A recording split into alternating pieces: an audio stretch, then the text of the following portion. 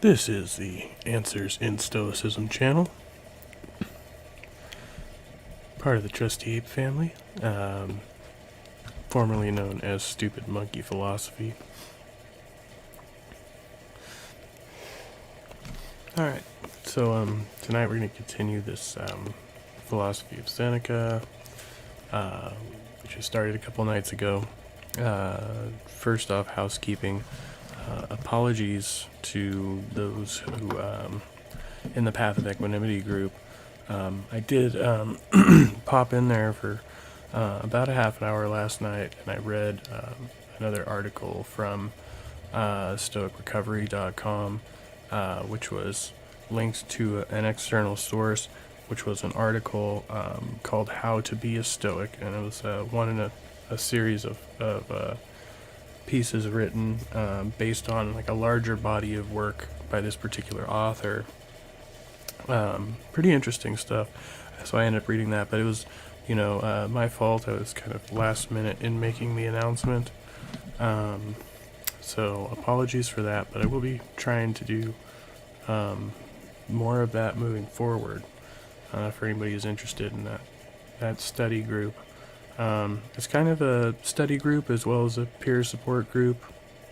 We try to maybe discuss things that are going on in our lives and apply some Stoic principles and find out how we can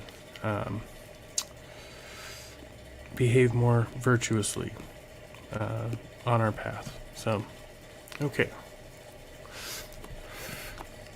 So we'll get back to this. I kind of skimmed through it to get an idea of the length, and these are going to be pretty long. So this may be part 2 of 3. I don't think I'm going to get through all of this tonight. So there are a couple more pretty long sections here, but we'll just go steady with it. And alright, so this is 3. Philosophical Psychology. The Stoic Account of the Soul. The two most prominent features of the Stoic account of the soul are these. First, the soul is corporeal. Second, the adult human soul is rational, in the sense that all its operations involve the use of reason. And 1, psychological monism. Although Seneca appreciates Platonic imagery that presents the soul as loftier than bodily things, he is fully committed to the Stoic view that the soul is a body. Discussion of this issue is, to his mind, somewhat academic, and thus not as salutary as the elevating themes about virtue that he often prefers. But letter 106 explains why we must think of the soul as a body.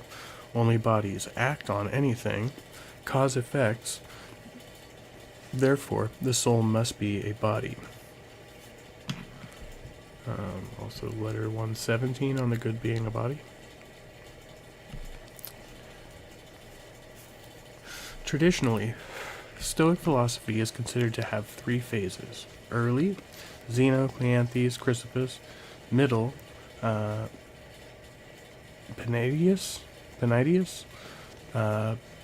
Posidonius, okay, and late, Seneca, Epictetus. Okay, so Seneca is considered one of the later period Stoics. This periodization importantly hangs on a possible development in the philosophical psychology of the Stoics. The question of whether Panaetius and Posidonius move away from so-called psychological monism. According to psychological monism, there is no non-rational part or power of the soul. Rather, the soul is one insofar as its commanding faculty is one and rational.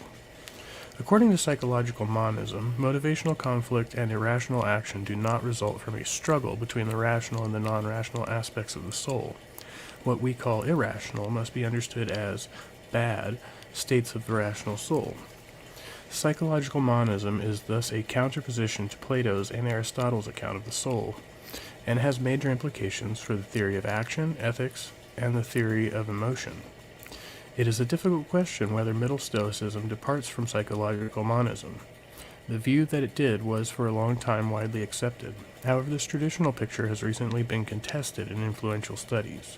Cooper, 1999, and Telemann, 2003. Perhaps early and middle Stoicism are more in agreement than it was previously thought.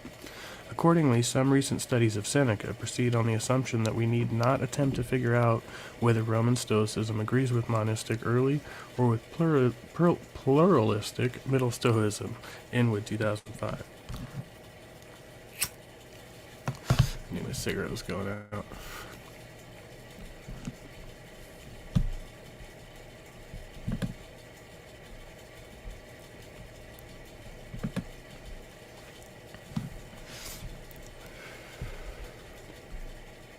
Okay.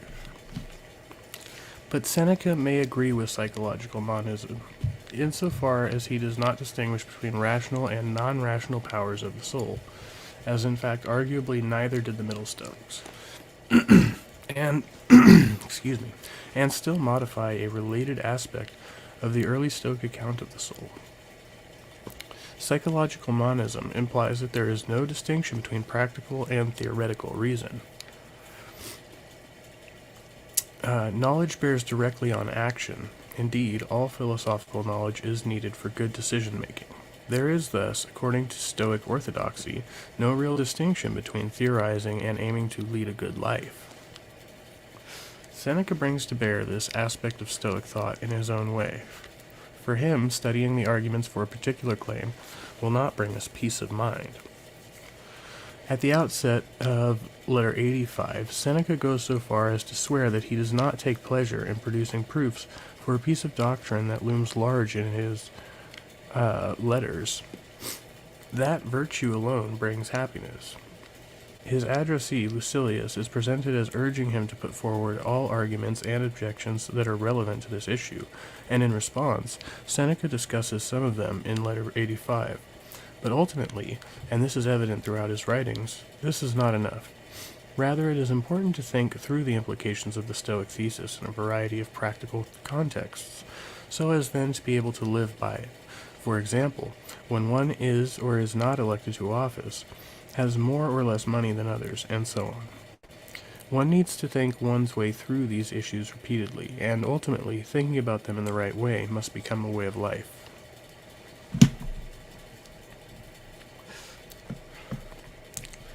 But is not this conception of philosophy as practice in tension with the Stoic conception of reason?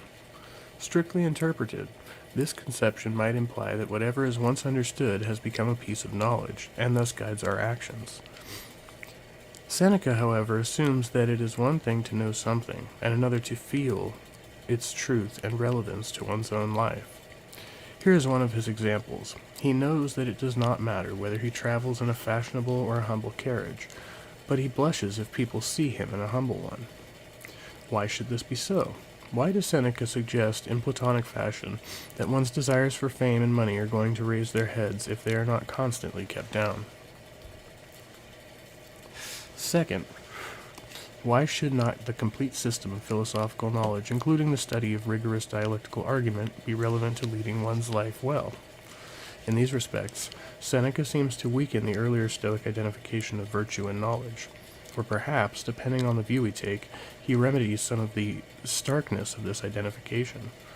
On Seneca's dismissive attitude towards the syllogisms of dialecticians, and on how this differs from early Stoic thought on the value of knowledge for a good life, see Cooper, 2004.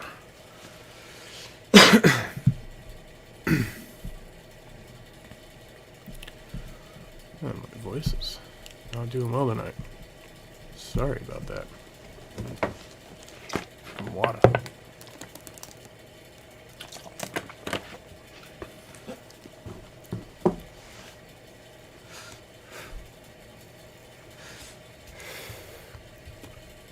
You put out the cigarette, that might help. Alright. The will and the self. The Stoic understanding of the soul further involves core epistemological ideas. Human beings have impressions, imprints, or alterations of the soul. We acquire the views we hold by assenting to impressions. In every given case, we can assent to an impression, negate it, or withhold judgment. Since this is in our power, it is in our power to become wise by assenting only to cognitive impressions which represent things precisely as they are. Human action is generated through assent to practical impressions. Such assent sets off impulse, or may. If there is no external impediment, impulse leads to action. It is in our own power to become virtuous, because assent is in our control. We decide how we act. Seneca discusses these and related issues with the help of a term that has no equivalent in Greek Stoicism, voluntas. Traditionally, Seneca was seen either as the discoverer of the will, or at least a major stepping stone towards St. Augustine. Detailed discussions, a lot of citations here. Okay. It is a difficult question what precisely would count as the discovery of the will. Clearly, voluntas and velle, willing or wanting, figure prominently in many of the Stoic Seneca's arguments. Does Seneca think there is a separate faculty of the will, thus modifying psychological monism? Or is he interested in exploring the phenomenology of decision-making and self-improvement? And this leads him to describe certain mental acts as acts of willing, or velle. This second suggestion seems more persuasive, and seems to capture much of what is important to the traditional interpretation, that Seneca keeps discussing how we must be continually committed to self-improvement. Perhaps Seneca's depictions of the mental act that the Greek Stoics call assent appear in some sense richer than those of the earlier Stoics, without changing the substance of the theory. Because Seneca likes to use metaphorical language, rather than stick with the abstract description that, in deciding what to do, we assent to practical impression, Seneca envisages us as judges, passing judgment over what we should be doing, and issuing commands to ourselves. With respect to the emotions, Seneca distinguishes between involuntary reactions, what earlier Stoics call proto-emotions, or propathia, and full-blown emotions, which involve assent and are thus voluntary. They are voluntary in the sense that assent is in the agent's power. This is a key piece of Stoic doctrine, that, whether we are foolish or wise, it is in our power to assent or not assent to impressions. But at other times, Seneca employs a normative notion of voluntariness. Only virtuous action is free in the sense of being fully reasonable, while other actions spring from irrational movements of the mind, such as emotions. In this sense, only virtuous action is voluntary. Seneca's discussions of self-improvement raise a further question. Does Seneca discover the self? In a famous passage of On Anger, I don't know if this is, where this Vane puts this question, the I, being in 2003. In a famous passage of On Anger, Seneca tells his readers how he, every evening, examines himself. Does Seneca's emphasis on reflection involve a turn to the self, as it has seemed to many recent readers inspired by Foucault's discussions of these matters? Is Seneca concerned with a practice of self-shaping? Does he explore what today is called the narrative self? In order to think about the question of whether Seneca discovers or even invents the self, we might distinguish different versions of it. First, we may ask whether Seneca modifies psychological monism so as to make room for a self reflecting upon itself in a way which makes the self have a complex structure that the Greek Stoics would not have envisaged for the rational soul of human beings. Second, we might think that what readers in the wake of Foucault's influential studies have found modern about Seneca is simply his therapeutic concern with fashioning one's own life. The second view is much weaker, and is by now widely accepted. The first view is forcefully critiqued by Inwood, Barsh, and Ray. While Seneca invites us to engage reflectively with our lives, this does not revise basic Stoic assumptions about the soul. But we might also raise a third question. Can we acceptably, to borrow a term from Vane, abuse Seneca for our own purposes, knowing full well that we are reading a certain kind of concern with the self into his works, which has much more to do with our own times than with a precise interpretation of his work. This is vain suggestion. Stoicism has thus become, for our use, a philosophy of the active turning in on itself, of the I. It was nothing of the kind in its own day, but the letters permit us to view it as such. One second. Alright, hopefully that cleared it out. When Seneca discusses how we must hold on to the insight that only virtue is good in order to improve ourselves, it may sometimes seem as if he blamed the world, competition, superficial lifestyles, etc., for the difficulty of the task, but ultimately, Seneca argues that we are standing in our own way. He tells his addressees that by living in such and such a way, they weigh themselves down, or become a problem to themselves. It is with a view to this reflective engagement with one's thought that Hadot finds spiritual exercises in Roman Stoic philosophy.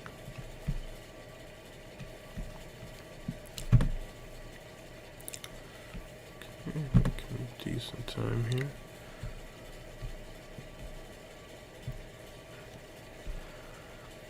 Care for one's soul involves the Socratic project of aiming to know oneself. In The Natural Questions, Seneca says that nature has given us mirrors so that we may know ourselves. Even this external means of seeing ourselves, which Seneca deplores, is mostly put to less than virtuous uses. It serves a purpose. For example, the young see the bloom of their youth, thus being reminded that this is the time for study and bravery. Ultimately, however, coming to know oneself is a matter of reflective self-examination and philosophical study. At the same time, Seneca argues that the private life and public life are cures for each other. This balance may indicate that the project of improving the states of one's mind or soul or self might ultimately involve what the Stoics call okiosis, or affiliation. According to Stoic theory, one should only fully appreciate the way in which everything outside of one's mind belongs to one, one's body, other human beings, other parts of the world as a whole. That is, in finding a balance between retreat and philosophy on the one hand, and the life of politics on the other. One is aiming to be a citizen of one's local community and of the world.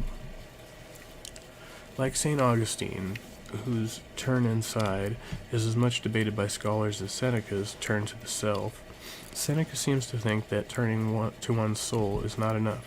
We need to further turn to God. However, for Seneca, the study of nature and God seems to be motivated by care for one's soul, rather than, say, by love for God.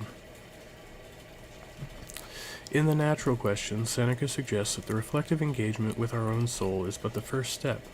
Even if we escape the violent emotions and disruptions of a public life, we might not yet have escaped from ourselves. That is, from an excessive concern with our own particular situation and needs. We must turn into ourselves, but then we must also retreat from ourselves. From a care of ourselves that revolves around ethical questions, we must turn to the study of nature and theology. How does such study liberate us? By removing us from our localized concerns and offering us a distanced, disengaged perspective on them. The study of nature is an attempt at overcoming one's mortality. More than that, the ideal of virtue that is at issue in taking care of one's soul is ultimately the ideal of becoming like God. This is a thought that perhaps is rather foreign to modern psychotherapeutic techniques and to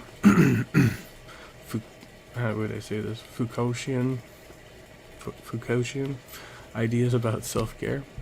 I just had to make it more difficult for me, didn't I? Fucking French.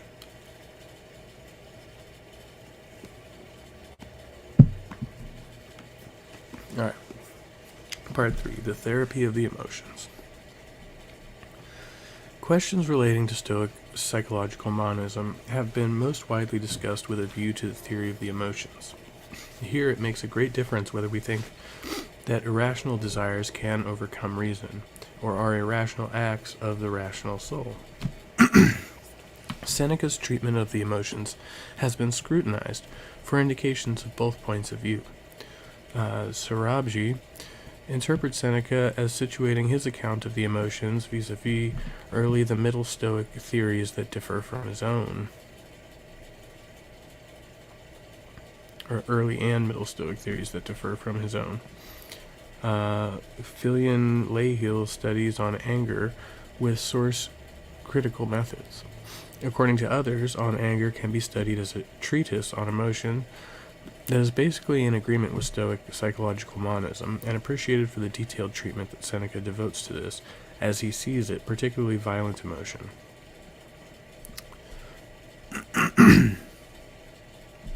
According to the Stoics, the ideal agent has no emotions. Stoic theory of the emotions does not aim at moderation or adequate emotional responses. Rather, it aims at a life without emotions. However, the Stoics do not suggest that the perfect agent is effectively inert. Rational affective reactions and dispositions replace emotion. The ideal agent has good feelings of wishing, which replace desire, caution, which replaces fear, and joy, which replaces pleasure. Further, the ideal agent has proto-emotions, that is, initial affective and psychological reactions that do not depend on his assent. These responses, which for Seneca and early Stoics do not count as emotions, have recently been a starting point in comparing Stoic and Chinese philosophy, and described in terms of self-emerging feelings.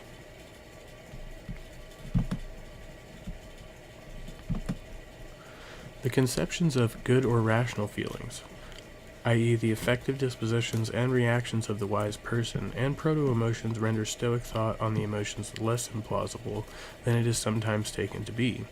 But still, students of ancient theories of emotion have often felt that one simply must side with an Aristotelian position, with the view that there are adequate measured emotions. Suppose someone commits a crime. We are not justly angry. Are we not justly angry, and should we not react to the crime? As Seneca puts it, will the ideal agent not be angry if he sees his father murdered and his mother raped? Yes, he argues, we should react, but not with emotions and emotional action, revenge, no matter how curbed they might be through reflection. The idea of moderate emotions, says Seneca, is about as absurd as the idea of moderate insanity. Emotions are irrational. There is no taming of the irrational, precisely because it is irrational. Emotions thus cannot be moderated. They must be replaced with rational responses. The ideal agent will avenge and defend others because it is appropriate, not out of anger or lust for revenge. Scholars disagree, however, whether Seneca's consolatory writings are an exception. According to Constan, 2015, Seneca's consolations recommend metriopathia, moderate affection, instead of apathia, the elimination of grief. Alternatively, Fournier argues that ad martium displays a progression from the aim of moderate grief to the aim of the elimination of grief. According to Machek, 2015-2018, moments where Seneca seems to advocate metriopathia can be interpreted as invoking the ideal agent's proto-emotions. Seneca's detailed analysis of anger adds in interesting ways to our knowledge of how precisely the Stoic claim that emotions are opinions plays out. According to the early Stoics, there are four generic emotions: pleasure, in the sense of being pleased about something; pain, in the sense of being distressed or feeling displeased; desire; and fear. Pleasure is directed at presumed good that is present; pain at a presumed bad that is present; desire at a presumed good in the future; fear at a presumed bad in the future. Since emotions are impulses, they result in action if there is no external impediment. Anger accounts as a kind of desire. In anger, the agent assents to the impression that she should take revenge, but the judgment that first generates anger is something like, "He wronged me." On anger thus helps shed light on the way in which several judgments can figure in one emotion, and how emotion is tied up with irrational action. In recent years, scholars have increasingly turned to a topic that is prominently discussed in the Aristotelian tradition, so-called akrasia, or lack of control. For discussion of Seneca's engagement with Aristotelian ideas in ethics and psychology, see Inwood 2014. On the Aristotelian account, The Acratic agent acts contrary to her correct reasoning and based on desire. This view seems recognizable to many. It captures that desire can seem overpowering, winning in a perceived struggle between reason and desire. Stoic psychological monism can appear colorless and unrealistic in comparison, cannot accommodate the sense that reason and desire are in conflict. For the Stoics, each motivational state is a thought. What Aristotelians called akrasia is, on one early Stoic account, an oscillation between opinions. For example, an agent thinks in quick succession, "I'll have another cookie," and "I won't have another cookie." Her hand reaches out to take the cookie at the moment when she thinks the former. Recent Seneca scholars have asked whether Seneca adheres to the oscillation view of conflicted motivation, or whether his account is closer to Aristotelian akrasia. Sorabji argues that the Latin term impotens is Seneca's translation of the Greek akrates, lacking control. He proposes that in Seneca, all cases of anger are cases of akrasia. According to Gartner, on the other hand, on anger is fully in agreement with Stoic monism. Seneca's analysis of anger involves tumultuous states of mind, but it does not involve the distinctive state of akrasia. Within the framework of Aristotelian theory, akrasia is worse than control, in kratia,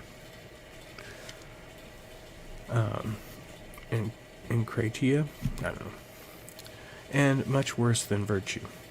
Gartner notes that Seneca also cannot accommodate control because control, just as akrasia, involves a distinction between reason and desire that is alien to Seneca's framework. Other scholars pursue intermediate approaches.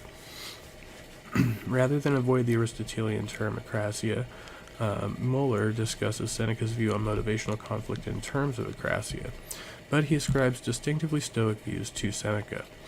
On his reading of Seneca's tragedy Medea, Medea's conflicted motivations exemplify the oscillation model. Maso emphasizes Seneca's engagement with the corporeality of the soul as the Stoics conceive of it.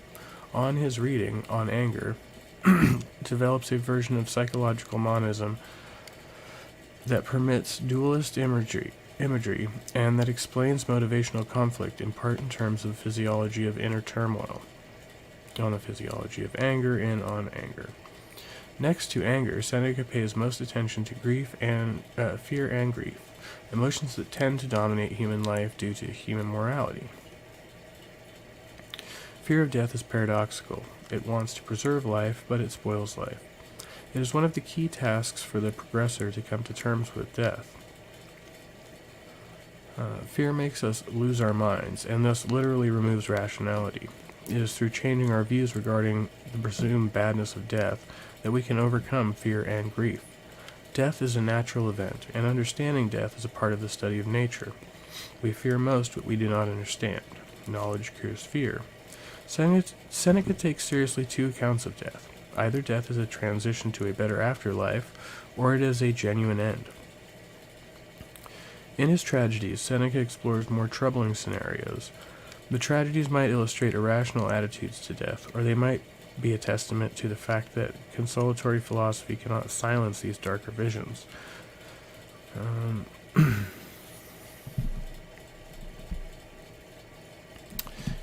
On Peace of Mind, 15.1, Seneca raises an interesting question. Why does the ideal agent not deplore vice, and so feel in some way bad about it? This question bears on a key aspect of the Stoic theory. Although there are 4 generic emotions, there are only 3 rational feelings. They replace pleasure, desire, and fear. There is no rational correlate to pain or distress, to those emotions in which we judge something bad to be present. Of course, the wise person will not judge that illness or loss of money is bad. She knows that only vice is bad. But why does she not make precisely this judgment, that vice is bad, in such a way that an effective stance of rational deploring goes along with it? Seneca gives an answer that is in agreement with the fundamental Stoic claim that virtue benefits. The sage puts on a smile, rather than being saddened, because his cheerfulness gives hope. This reply, brief as it is, perhaps contains the core of an argument relevant to the Stoic stance on what we call the negative moral emotions. Part of this argument might be that virtue does not allow for rational negative affective responses, since such responses would not benefit.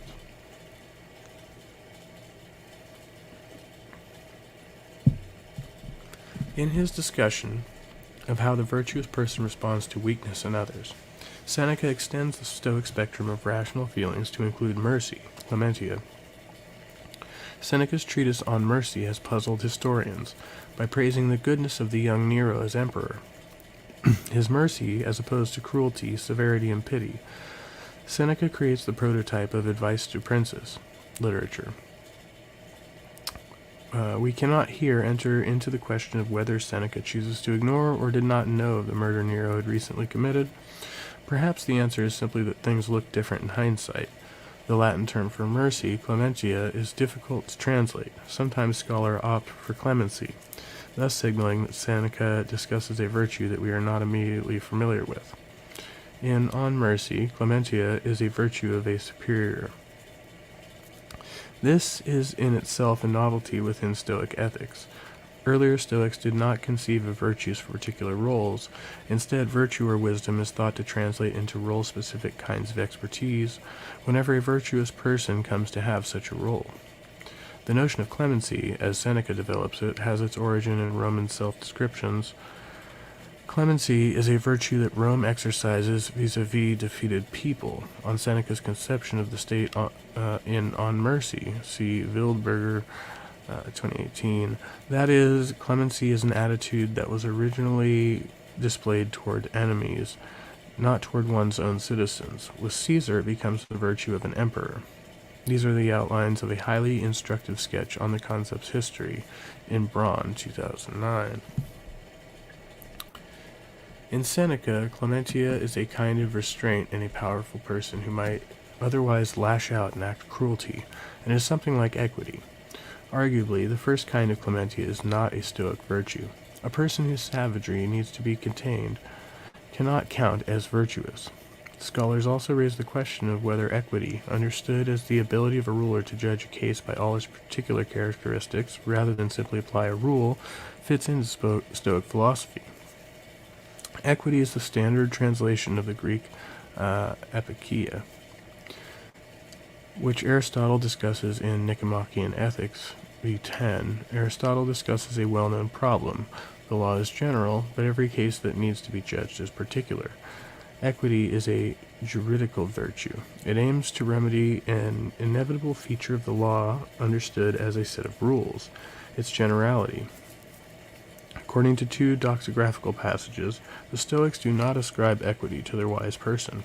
However, these texts are plausibly understood as making the claim that the Stoics do not ascribe Aristotelian equity, and that is, the equity that aims to remedy the shortcomings of general rules, to the wise person. The law, as the Stoics conceive of it, is not the positive set of laws in a given political community. For them, the only law worthy of the name law is identical with reason, and thus, with what should be done.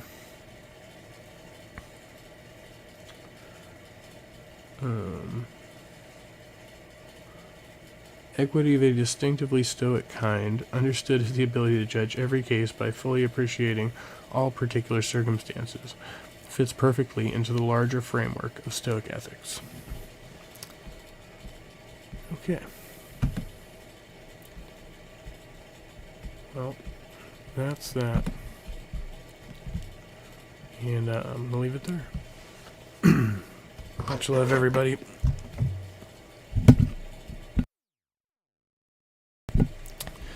Man, it's super scratchy tonight. Okay. It's all for the best. Be well, stay trusty, and yeah. We'll do the next one soon. Alright.